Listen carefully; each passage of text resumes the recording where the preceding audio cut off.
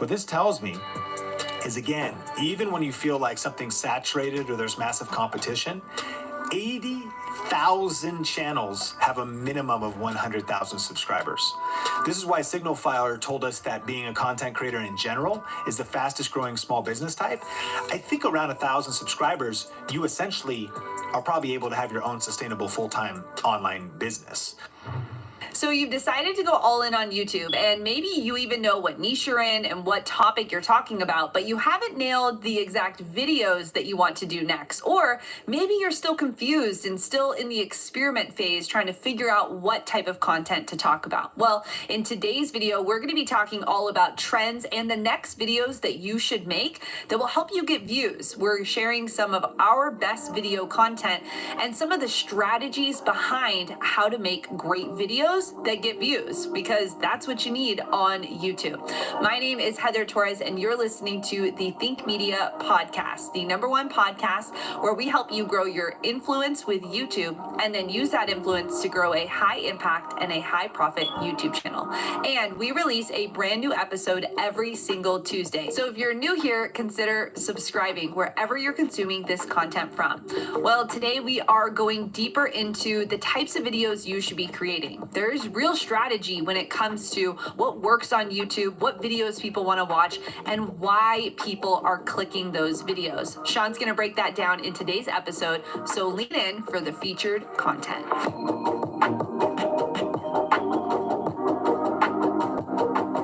The next level of growth on your YouTube channel is on the other side of you posting your next best video. And in this episode of the Think Media podcast, I want to talk about some very specific video ideas that are around some data and some trends that were reviewed really in 2020, but are still super prevalent today. So let's get straight into them. And then at the end, I'll do a recap and break down some very practical video ideas that you can use to get more views, get more subscribers, and grow your channel faster. So number one is this: videos with variations of the word beginner in the title increased more than 50% between March and July of 2020. So as we are even in 2021 now, nevertheless, the world has changed forever. I think because of the pandemic, it caused people to reevaluate their life, their job, their priorities. Maybe they lost a job, so they had to reinvent themselves. And so a lot of people had extra time on their hands, and therefore they even discovered the ability to learn new skills, to start a new hobby, to start a YouTube channel, to start social media marketing, to start trying to figure out how to make money online. And so specifically, the word beginner in the title exploded during that time, but I would encourage you, it's still one of the best possible video ideas you could create. Have you made a video yet focused on beginners? Globally, these videos get more than 9 billion views in 2020, words with variations of beginner. 66% of people in Germany use YouTube to develop a new hobby in 2020, and a whopping 94% in India used YouTube to learn to do things themselves. And so here's a couple stats, and this is again from data last year that's relevant for this year, but views of beauty tutorials increased by nearly 50% in 2020. There was a 90% increase in bike maintenance and repair videos. As an aside, it was interesting. My friend Shalene Johnson talks about flipping a lot of stuff and selling stuff on Poshmark and on Facebook Marketplace. Things like roller skates, bikes went through the roof because, of course, people were looking for alternative forms of transportation, but also just alternative things to do. So anything that people started doing more of, they are learning about and researching on YouTube. Daily views for raising chickens in the title increased by 160%. Videos related to learning guitar saw 160 million views from mid-March to mid-April. Videos containing gardening saw 6 million views in the same period. And of course, chickens, gardening even speaks to the mentality of people thinking about, wow, what if we're on lockdown and we can't get food? What if there's some sort of disruption to the food chain? How sustainable is my business and my life, or is my family in our food supply?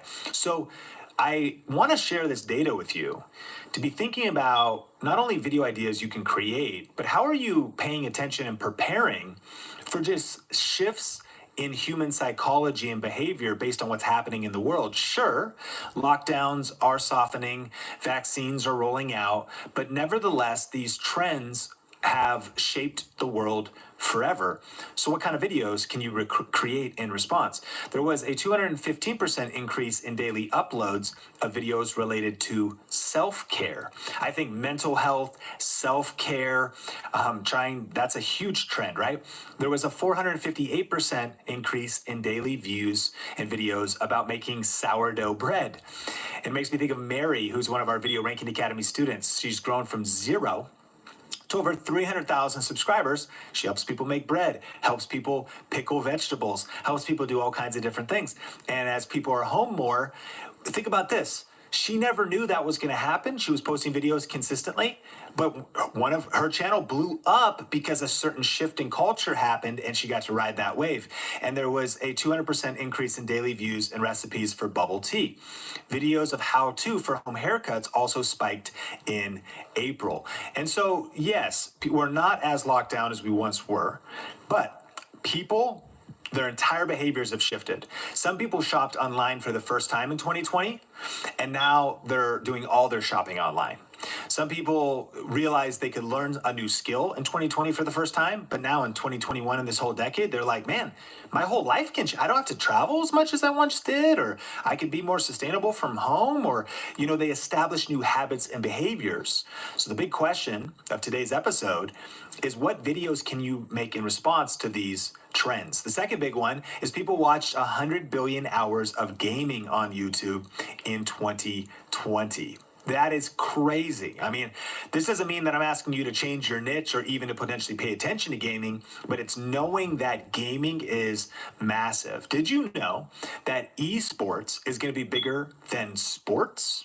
It might already be that right now, whether it's the NBA and the NHL and in fact, all sports combined will not even compare to esports. Maybe you didn't know that people gather in stadiums to watch people play video games, that people watch from around the world. You can watch Netflix specials on things like League of Legends that can attract, I think, like 12 million viewers to watch championship matches of those types of things.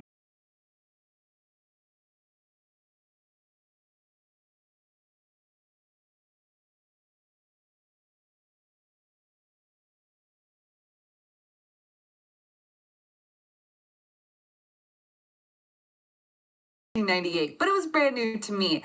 I never owned a tool before, and I decided to renovate an entire 29-foot RV. But because of the power of YouTube and because creators just like you were creating specific content for a trend like renovation, I was able to not only learn how to use the tools, but create a beautiful project. The next thing was my family and I decided to adopt a puppy. Now, if you've never had a puppy before, it is intimidating and there was so much to learn. I binge watched so much YouTube trying to figure out all the things that I needed to know. And because people were creating content for beginners all the way back to the puppy stage, I was able to not only have a dog that I love, but have a well-mannered and well-behaved dog. So my advice to you, start with creating that beginner content. It may feel like it's too beginner, but I can guarantee you, from being someone on the other side, looking up information, I want the newbie stuff that I need to know. So that's my advice to you. And your next step with us here on the podcast may be to join our free 5-day YouTube Impact Challenge. This is another challenge that we're doing here at Think. We do them several times per year. And if you've done a challenge with us before, then you'll definitely want to make sure that you sign up for this one as well. If you've not experienced a Think challenge, then you're in for a ride. We're going to be covering things like what types of videos you should be creating, how to get over the fear of being on camera, and how you can go deeper with helping the community that you love. So make sure you sign up for this free 5-day challenge at ytimpact.com. And if you're getting value out of this podcast today, I want to encourage you to press subscribe wherever you're listening. But also, if you are on iTunes, rate and review this podcast. That helps us get this podcast in front of other entrepreneurs and purpose-driven people just like you. So all you need to do is rate and leave a review, and you might be featured on the podcast. Today, we have HCD on the podcast review saying, Think Media rocks. This team of YouTube marketers makes all the difference, in all caps, in teaching and motivating me to build my channel for success. That's exactly what we're doing. We're here for you to help you build a successful and sustainable YouTube channel. We know that this is hard work, and we want to help you learn from the mistakes that we've made so you don't have to make them and you can start to make a high impact and a high profit online business. Well, thank you so much for listening to today's podcast. I want to encourage you to share this podcast with a friend. I'm sure you know a purpose-driven entrepreneur in your life, someone who's creative and needs to be on YouTube, or maybe you need to go back and listen to this podcast again so you can just share it with your friends as you're in your normal day-to-day conversations with them. Thank you so much for being here, and we'll see you in the next episode.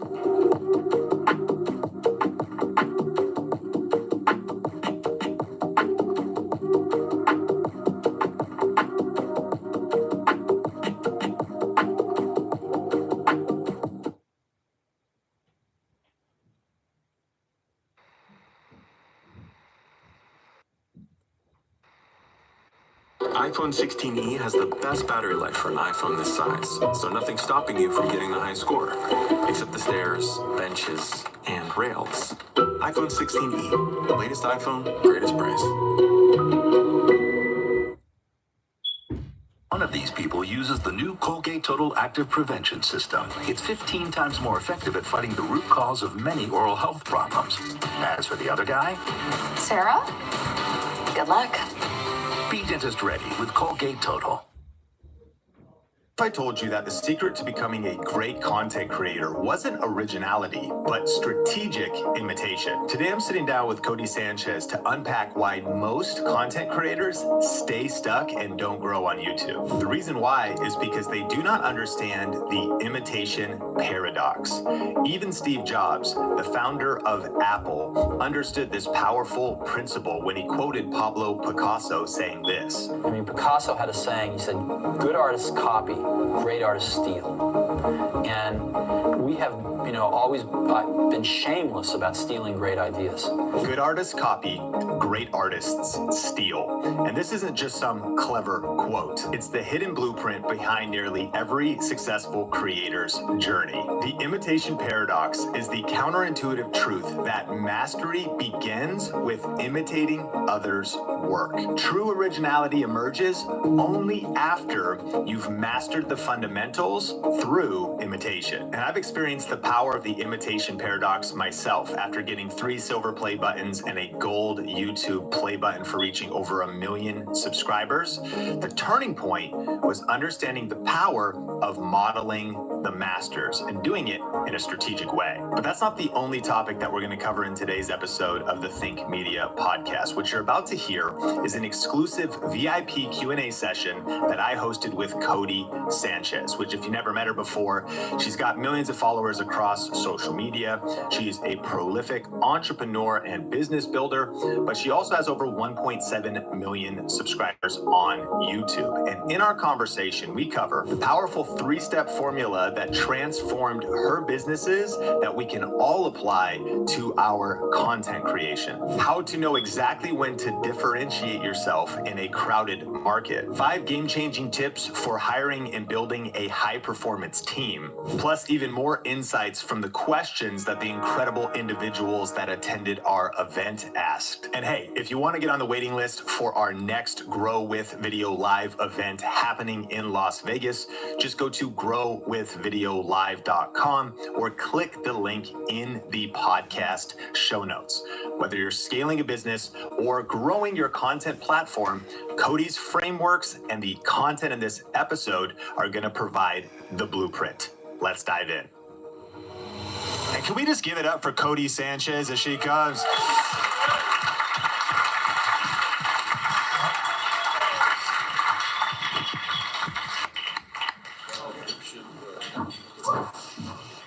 All right, go ahead, take it away. What's your name? What do you do? What's your question?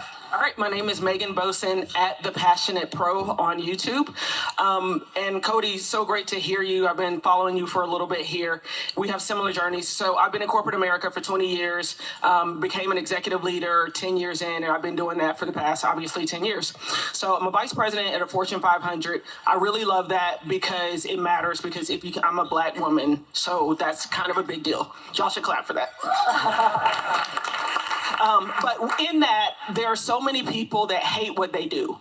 And so my channel is dedicated to helping people link their passion to their profession, whatever that means. People come up to me, they're like, oh, I want to be promoted. I'm like, no, you don't. You don't even like living here or working here. Like, let's figure out something else.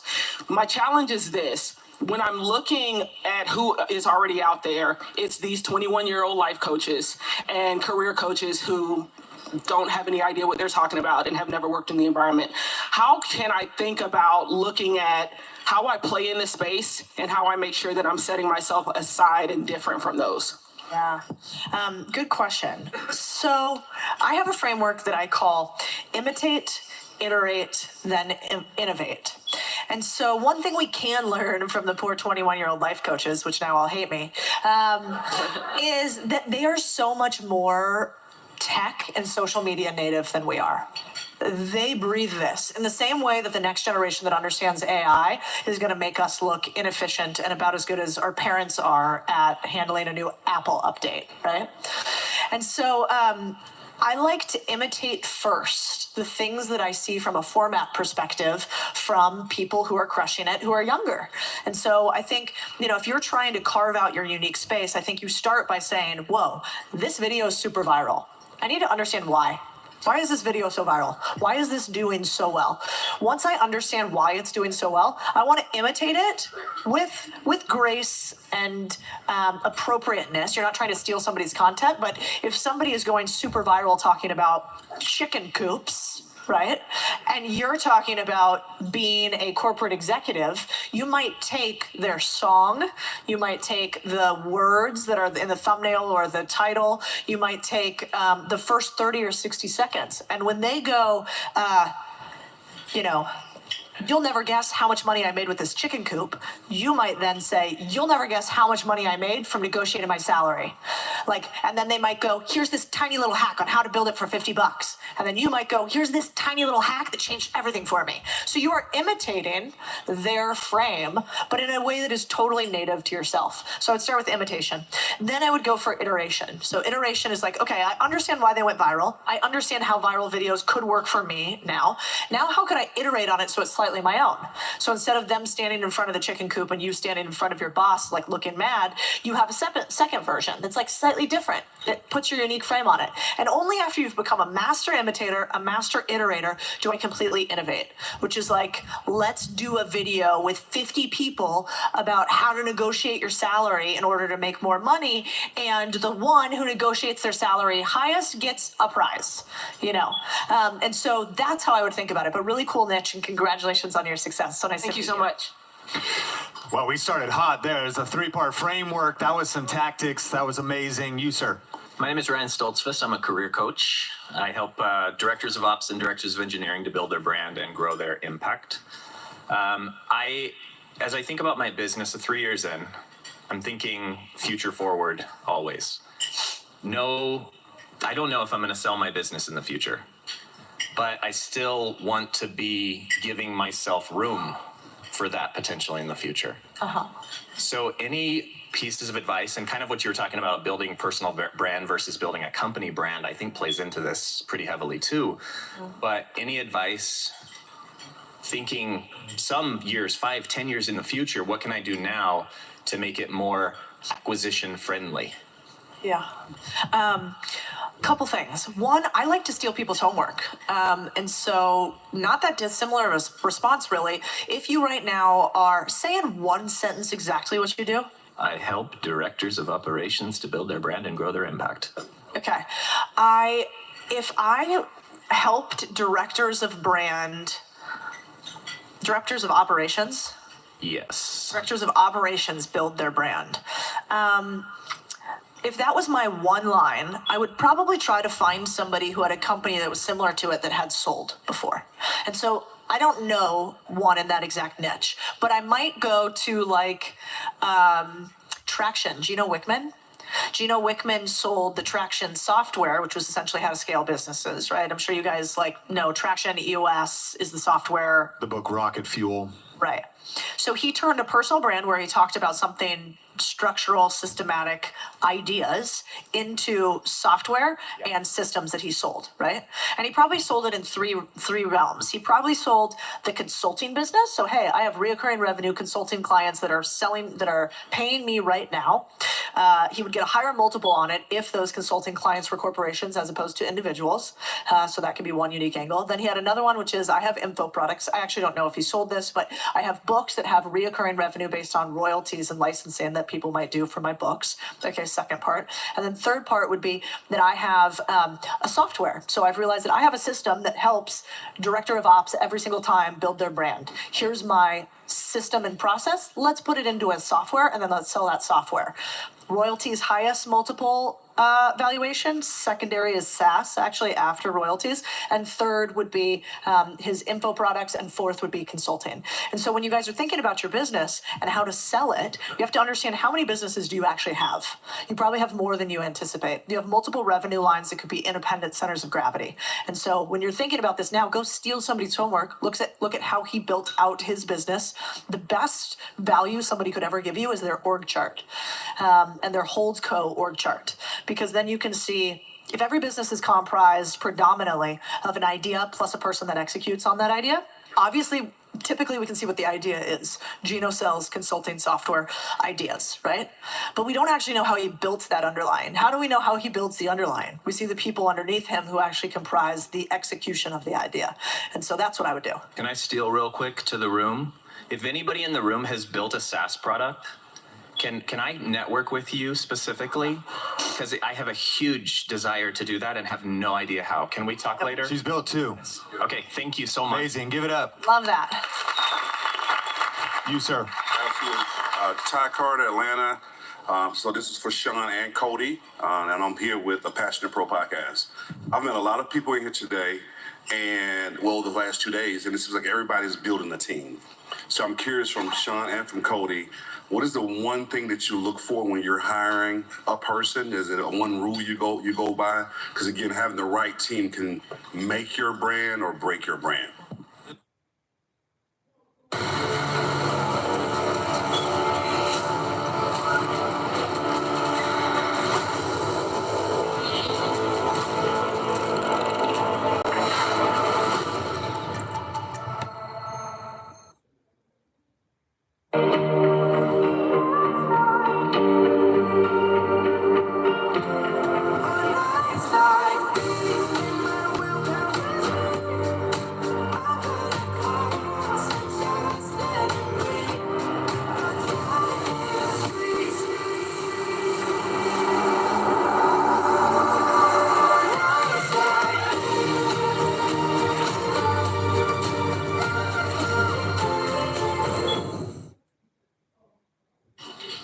Yeah, we've got a great question.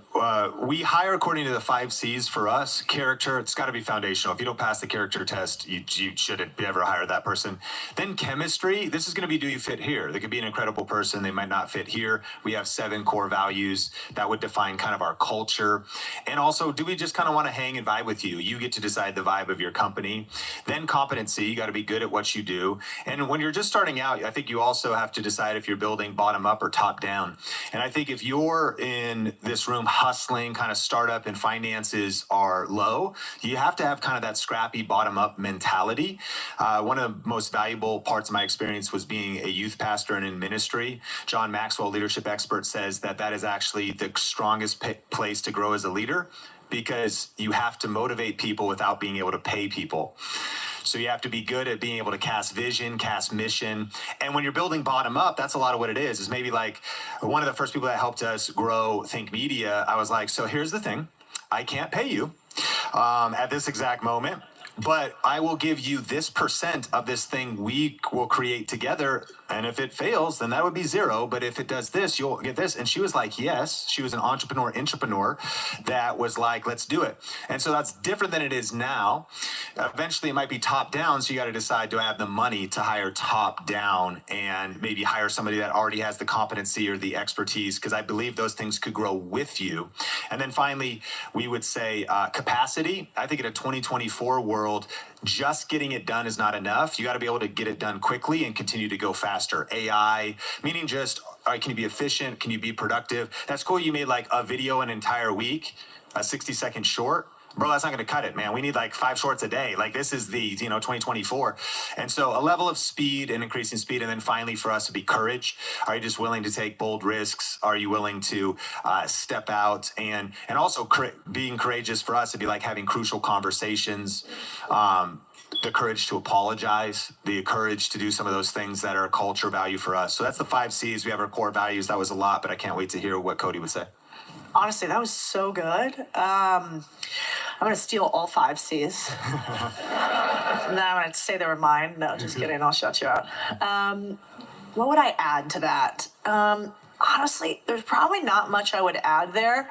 I would take his framework and I would only add hire before you think you're ready. And when you fuck up your first hire, because you probably will, don't stop hiring. Because that's usually what happens. People make their first hire, that doesn't go well, neither did your first date. So, don't stress too much about it and make sure that you keep hiring, because the only way you can build a business is with other people. And so I would apply a framework like his. I would hire probably sooner than you feel like you're ready, and I would continue to hire even when you mess up at it, as long as you, with empathy, move the people along that are not supposed to be on your mission and are a fit. Thank you. Great question. Hey, my name's Alex Montalenti. So my question's on niche versus mass appeal. And to give you a little background, my mom was a realtor. I got in the business 23 years ago, saw how non-tech savvy she was and how much I could help her. So now we help realtors that are not tech savvy with their digital presence. And we invented a digital business card that's a video-enabled digital card. So what happened is we built it really deep in the real estate space. So this applies to both business and YouTube channel. Is like I hear you talk about niche versus mass appeal. I have all these people that want the card, but I serve this real estate industry. There's 10 billion paper cards printed every year. We've got 1 million digital. So I'm debating from a point of view of exit as well as a point of view of mass appeal on social and YouTube. Do I stay niche real estate or do I open myself up to the whole world? What are your thoughts? I have quick thoughts, and I'd love to hear you too.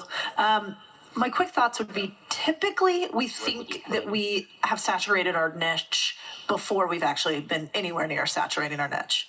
And so look yourself in the mirror honestly and say, are we happy with the penetration we have in this market right now, or we uniquely know how to serve them? And if the answer is no, then I would go deeper to that market, unless you feel like the market isn't working. If you're like, this isn't actually working, we have some sort of product market fit flaw, then one of the product market fit issues could be the market, not the product is the fit. In which case, all you need to do is pivot to another audience. And you're like, oh, it's actually not realtors that need it. It is, and I didn't even realize that we're not having to sell this thing because the thing is uniquely situated to fix their pain. So I would ask yourself those 2 questions. And then the last thing I would say is, I like tiny experiments that don't have a serious impact on me if they go sideways. And so instead of like jumping in entirely to a new market, you might say, well, we kind of want to beta test with, right now we mostly sell to realtors in residential. What happens if we go to commercial? How can I test that where it would be easy, cheap, and a fast feedback loop? And then I might test that. And then I might say, okay, that really didn't have a material difference from any other segment. So let me test a different segment, which might actually be, I don't know, real estate property managers, and I might test the exact same thing. But at first I would ask, have I saturated my market fully? Am I happy with it? Am I pivoting because there is a pain and I feel like we don't have product market fit? And then finally, how can I experiment to see if there's a market in which we have better PMF? I work for Messenger International. I'm running John Bevere's channel, Lisa, and all of those. So our main content is courses, sermons, and podcasts. Some people that we're working closely with as we're using long form content every week or bi-weekly, the filler days, we have shorts going out to funnel and lead people to the long form. We've had some people share that that's actually not healthy to do on a channel and instead should create a separate clips channel. I just wanted to know your thoughts on that because it's something new for me, but I didn't know if that's a new shift. Yeah, it's a good question, and it's a major debate. One side is saying right now that shorts have kind of ruined YouTube. Kind of an extreme statement, but the reality is YouTube is pushing so hard to battle with TikTok that they're pushing shorts, and it's taking up a lot of real estate on the homepage. So even some people are feeling like my long form views are down, and the reason is it's just because there's less exposure because the platform is fighting on these two different formats. Some people say I started posting shorts and my views on my content went down and it hurt my channel. And I think you have to look really deep on that because it also could just be a supply and demand thing right now. You were talking about attention. The Rock is taking attention. Trump is taking attention. So it's like attention's a lot of places. But on the flip side, one of the things I'm banking on is that YouTube is going to figure it out. So if they want me to post shorts and they want me to post long form and they say they want it on the same channel, I really do believe they're going to figure, they might not, but like they're in it to win it. They got a lot of developers behind this. They want this thing to work. And I think that I wouldn't go a separate clips channel or a separate shorts channel unless you've hit velocity. Now you guys are big, but I mean, Joe Rogan should have JRE clips, but Joe Rogan, there was it revealed on Spotify this little thing of how many monthly listeners just on Spotify, and it was something like 14 million maybe per episode or something like that for the Joe Rogan show just on Spotify. If you're at a big space, then clips maybe might make sense off of one channel. But here would be my final piece of advice, and I'm curious if you've seen different formats hurt or help. I do think that if you're starting from scratch and you're growing, and even if we're almost at 200,000 on our podcast channel that we launched. We're trying to build all the momentum on the same channel. And so we're posting shorts on the channel, clips on the channel, and the long form videos on the channel. So just a few things to try to decide with maybe where are you at. And maybe the final thing, one of the people that help us is an agency called Social Media Money. They work with like Graham Stephan and whatnot. Josh is here at the conference and he works for like Graham Stephan. They will test a lot of their vertical and short elsewhere. They use TikTok as testing. They use Meta, Facebook as testing, and they actually just put the best of the best on YouTube. So we're constantly evaluating, like, should we just pump everything on YouTube? Should we actually slow down on the clips, speed up? And my friend Lewis Howes was talking about like when they started posting less clips and got the right cadence, views did increase kind of based on videos hitting browse features. I'm getting kind of geeky here, but having space between uploads. So even in our framework, we talk about the review R. It's an ongoing process of being willing to maybe do a week-long or a month-long experience, upload the shorts and clips, then maybe change something and then see what you can observe for the next 2 weeks or 4 weeks and bank on this one thing. This stuff will change constantly. Algorithms will change. But for where you guys are at, knowing the channel, I would build all the momentum on the one channel for now. Yeah, that's a great answer. I'll only add one line, which is businesses are usually constrained by the amount of smart people that they have. And so I think you need to ask yourself, how many smart people do we have, and can we give the attention that is necessary to multiple channels at this moment? If you can have an A/B test of 2 different channels with an incredibly smart person who's talented and has the time and capacity over here, and an incredibly smart person with time and capacity over here, you can A/B test this idea. You can also A/B test content. You can also A/B test 2 people. But what I found is it's not just a question of what is YouTube doing, but what is your team's capacity for it? You know, Mr. Beast can have multiple channels all over the place because he's got a really big team of a bunch of smart people who can be complete specialists into one thing as opposed to distracted generalists across many. So ask yourself a capacity question too. Thank you. Hello, handsome. And hello, random chair. Clean up with Apple Intelligence means goodbye, chair. iPhone 16e. Latest iPhone, greatest price. McCormick knows unbeatable flavor. So we created Flavor Sealed, so spices are as fresh and flavorful as the day they were packed. letting you make meals that'll have everyone licking their chops. McCormick, flavors fueled for unbeatable flavor. Thank you. All right. So just real quick, was listening actually to your podcast by Graham Stephan before you got here. Just so you know, I'm a big fangirl. So just wanted to say great. And thanks for the Carol Dweck mindset recommendation on the book. So my name is Stephen Corson. I am ex-corporate, kind of like you, going up the ladder and kind of fired myself from that. Now I do lifestyle design and personal finance coaching for high performers and entrepreneurs. So my question is, when you were talking earlier, you were talking about how you literally gave your avatar a name, and that's something I'm really trying to get specific on.